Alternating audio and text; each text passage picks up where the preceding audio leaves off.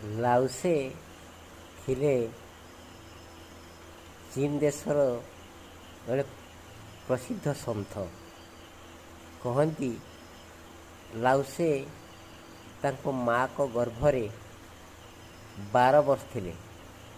ଯେତେବେଳେ ସେ ଜନ୍ମ ନେଲେ, ଲାଉସେର ଅର୍ଥ ହେଉଛି ବୁଢ଼ା ବଚ୍ଚା ବା ବୃଦ୍ଧ ପିଲା।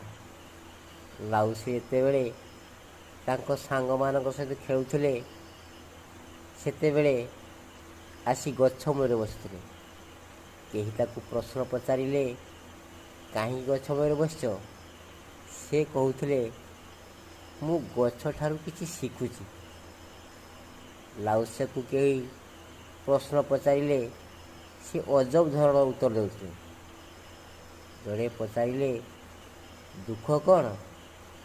ସେଉଠୁ ଲାଉସେ କହୁଛନ୍ତି, ସୁଖ କ'ଣ?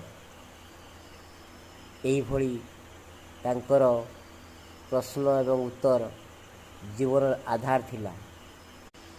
ଥରେ ଲାଉସେ ତାଙ୍କ ଶିଷ୍ୟଙ୍କ ମେଳରେ ବସିଥାନ୍ତି। ଜଣେ ଶିଷ୍ୟ ପଚାରିଲେ, ଗୁରୁଦେବ, ଆମକୁ ଧର୍ମ ବୁଝେଇ ଦିଅନ୍ତୁ। ସେଉଠୁ ଲାଉସେ ଆଖି ବନ୍ଦ କଲେ। ଶିଷ୍ୟମାନେ ଅଧୀର ହେଉଥାନ୍ତି, କିଛି କହୁନାହାନ୍ତି କାହିଁକି? ତାପରେ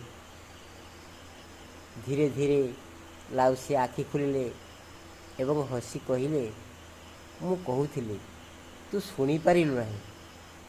ହଁ, ଲାଉସେ ଅର୍ଥ ସତ୍ୟର ଧାରା।